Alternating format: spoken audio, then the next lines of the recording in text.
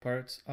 Today, we're going to talk a little bit about building mortar ships for Forsaken Mission, where to get the components, how to build the ships, the difference from between using them with and without tanks. This video is intended for players all levels. So if you're a high level player just looking for a build for a Citadel, just fast forward to the end. I'll start from tier 1 and I'll make the way through all the way to tier 5, the Citadel. If you're a new player to Battle Pirates, there are some campaigns that you can click on the top right of your screen. Campaigns, there's a button, and the first one you want to complete unlocks at level 28. It's called Death Grip. There you can get on price pack 1 the Anti-Mortar A, the special to increase your resistance against missile and explosive MX1, and your first good mortar, the Shockwave D71L. If you're capable of doing pack number 2, then you can upgrade to more Anti-Mortar B, MX2, and get a siege mortar, the D75S. So I recommend you do these campaigns first, not only for the components, but because it's going to make your way through a Forsaken Mission faster, as you can cross some of the prizes off and skip steps and get what you need faster. Another campaign you want to do is the Hunt the Nemesis. There in price pack 1, the only thing you really want is the flanks anti-missile level 1, and if you can do pack 2, level 2. So these two are used to countermeasure missiles, incoming missiles at your ships, and will make your ships last longer as less missiles will hit you. One, if you can at level 40 do Boiling Seas, price pack 2, you can get the countermeasure equipment level 2 to increase the effectiveness of both your Hailstorm anti-mortar and your flanks anti-missile. If you can do pack 2, pack 1 has the level 1 of the same special. Not as effective, but get whatever you can. Now, as you start doing Forsaken Mission, tier 1, the first prize you want, and you can get it on week 2, right? Because you can do twice a week. So if you can do week 1, you do these 2. Week 2, you can get these 2. So Siege Battery 1, very important special that we'll be using on every single ship we build for Forsaken Mission. After that, Speed System 3 and the Negotiator Mortar. It's also a good mortar. If you can get those from the campaigns, this is a very good one too. On week 5, you're going to get the 2 pieces of armors you need for our ships. D1M, it gives you a bonus in missile damage resistance, and D1X, explosive damage resistance. And these are the only 2 damages you get from Forsaken Mission, explosive and penetrative. If you did the campaigns, you're not going to have to go through the prizes I've crossed here because you got them from the campaigns already, so that's going to save you some time. As soon as you can do tier 2 of Forsaken Mission, you'll be able to upgrade your Siege Battery to level 2, Speed System to level 4, and if you need heavier armors for missile and explosive resistance, they'll be here too. So these are the items you need for Forsaken Mission, plus these 2 you should already have from the previous campaign I've mentioned. Once you're able to make tier 3, then you get the best Siege Battery there is, level 3, the best speed system there is, level 5. You also upgrade your M and X armors to level 3. They give you more armor, but the same resistance bonus. So you see I'll be using D1 level a lot more. You also get the Chaos Mortar. It's a very, very good mortar. The only downside is the short range of 82. But damage-wise, is fantastic. So you really want this guy as you progress through different levels. Now you saw where to get the specials and where to get the armor and where to get the weapons. But where do you get the hulls? Well, the hulls you get from the foundry. So first of all, you can get the Strike Cruiser, the first Garrison hull, by hitting level 51 salvages. And as soon as you have enough components and the other prerequisites from tier 1 Forsaken Mission, you can unlock this one. Before you can get this hull, you'd probably be doing Forsaken Mission with either a researchable hull or a mauler that you got from the campaign or something like that, like a really simple hull. But as soon as possible, upgrade to Strike Cruiser and build a few. We'll see in the next slide suggested build. From there, with the strike cruiser, start hitting level 37, level 45 in Forsaken Mission.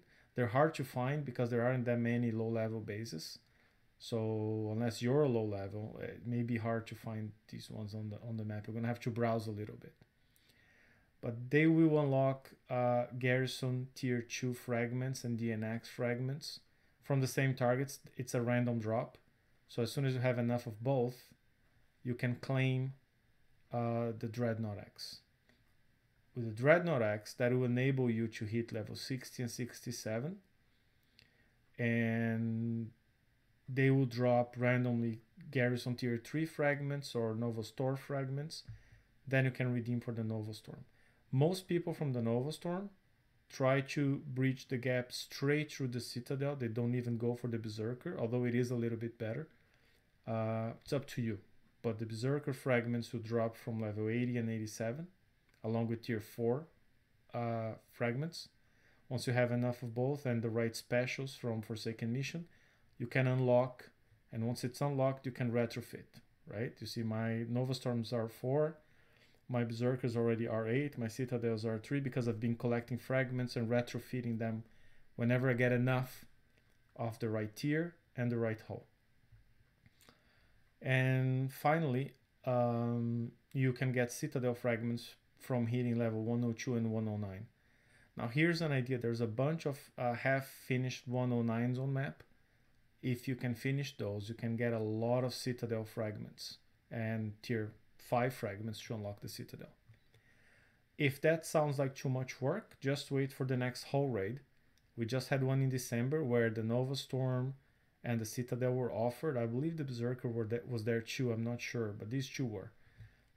In March, we should have another one, and it's another chance for you at getting these guys.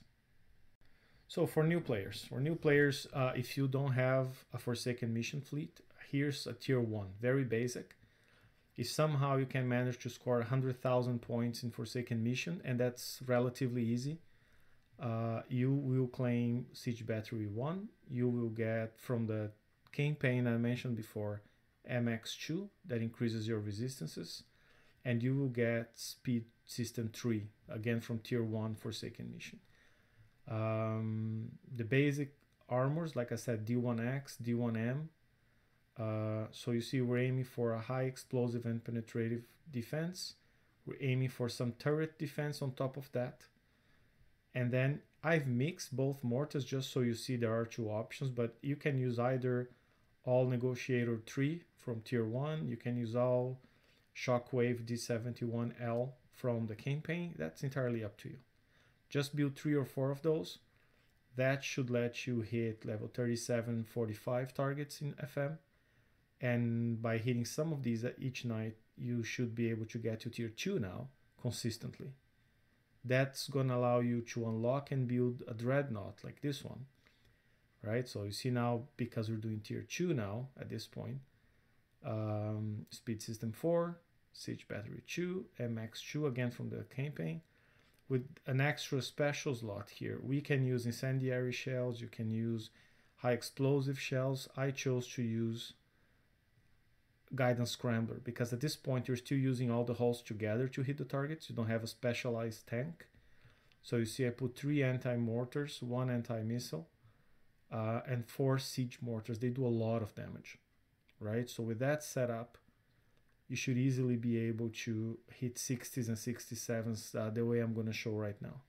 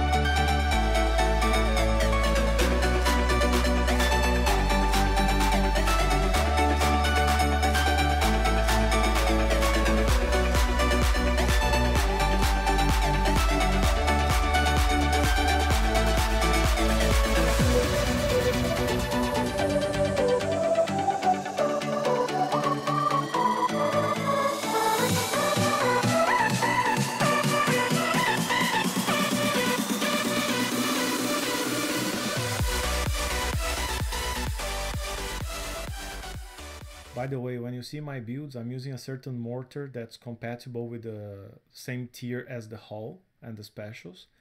But in reality, just use the best one you have, right? So the top mortars for FM are the Coaxial Firestorm or the Judgment mortars. One level below is the Pandemonium. The one reason I don't like the Pandemonium is because each one of them adds 24 minutes of repair to your ship. So if you put 4 of them, you're increasing repair time on your ships by approximately 2 hours, right? Or an hour and a half, sorry. Then there's a Chaos Mortar, which is available in Tier 2. Syrian Barrage was just available as raid in December.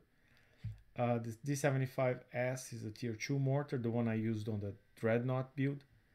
The D75 is slightly better, but it's not available anywhere in-game at this time. There's no way of getting it, so that's the one you have to use. If you're an older player and you have this one, by all means, prefer the B version over the S version. And again, Shockwave L Negotiator 3 are the simplest Tier 1 mortars available now. If you have the D71Q, is the best of the Shockwave series. But again, there's nowhere in game today where you can get this one. Tiers 3 and 4. Like I said, most people stick to the Novastorm. Some with the Berserker, they're almost interchangeable. The Berserker has more firepower and a built-in building damage that makes it really good for Forsaken Mission. At this point, because these are Tier 3 and 4, I'm already using Siege Battery 3, which you can find on Tier 3 FM. I'm using Siege Targeting 3, also from the low FM tiers. Incendiary Shells is also available there, and Speed System 5. I'm using a mix of Syrian Barrage and Pandemonium. In this one, I'm using a mix of Syrian Barrage and Chaos. You can use all Chaos, you can use all Pandemonium. You see I always put one Hailstorm, even though these ships will not be taking damage because they should be coming from behind, like you saw me doing with the DNXs. And just one ship taking damage at a time. But I always put one just in case the leading ship's not able to kill all the incoming mortars. Lightweight armor. Again, these ships will not be taking damage. They should not have heavy armor. It's just a waste of time. And a lot more repair if you make a mistake. And where you see incendiary shells, other options are the researchable high explosive shells, combustion system level 1, combustion system level 2, or explosive system level 4. These guys here have the advantage of making the mortars fly faster, so you hit the targets faster and it's less time for the turrets to be firing at you. So always prefer one of these 3 if you can. But if not, incendiary shells what you can get on FM right now. Finally, here's the Tier 5, the powerful Citadel. That's pretty much the version I use today. All Judgment mortars. Some people prefer Coaxial Firestorms. It's all the same to me. V armor just for extra speed. Siege Battery 3, Speed System 5. I use Combustion System 2. You can use Explosive System 4. You can, again, there are multiple specials you can put in here. And I use 2 splash upgrades. Right? Because then when you fire at one turret, the splash is so powerful that it kills everything in the island in the first, second volley tops. If you don't like that, I mean, I've seen many variations. They all work with explosive upgrade. With one of my ships has hydrodynamic shells, so the mortars hitting the water destroy all the mines. It's very cool effect. Some people prefer siege targeting. Some people prefer siege reloading. Again, honestly, here any option is gonna work. And again, build 3 of them or 2 of these and a Harlock Citadel if you have one, and a tank. I have other videos discussing how to build the tanks using Zelos, using Punishers.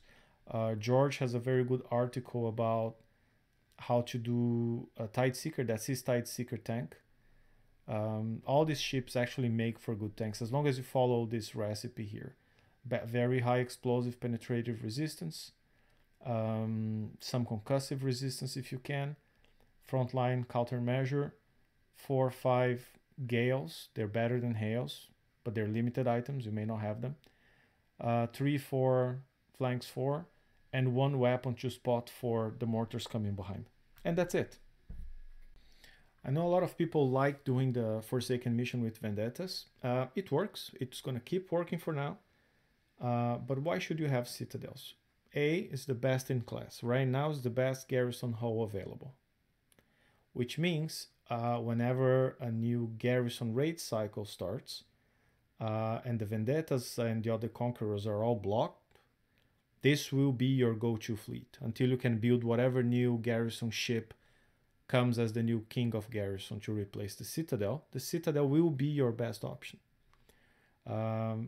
Forsaken mission will stay as is for 6 more months. So if you build them now, or if you're building them now, you still have plenty of time to take advantage of it. And it's going to be your second best fleet going forward after June, July, when Forsaken mission changes. Keep an eye whenever you see the Dark Reign time-limited campaign, because that one is where, so far, we've been offered the Harlock Citadel, and that is one of the best flagships in-game. To do well in that campaign and win the Harlock Citadel, you will need 3 Apollos or a very good fleet of Rhinos and maybe some coins if you use Rhinos, but with the Apollos you can do for free. I have videos showing how to do Dark Reign for free with Apollos. And you can get a Harlock Citadel and give a massive buff to your Citadel fleet. Keep in mind, Forsaken mission is the one most important chore everyone loves to hate, but that's the one that allows us to acquire a lot of important pieces of technology. It's not one you can neglect if you really want to play Battle Pirates. I hope this was useful. I hope that can help you progress through the game.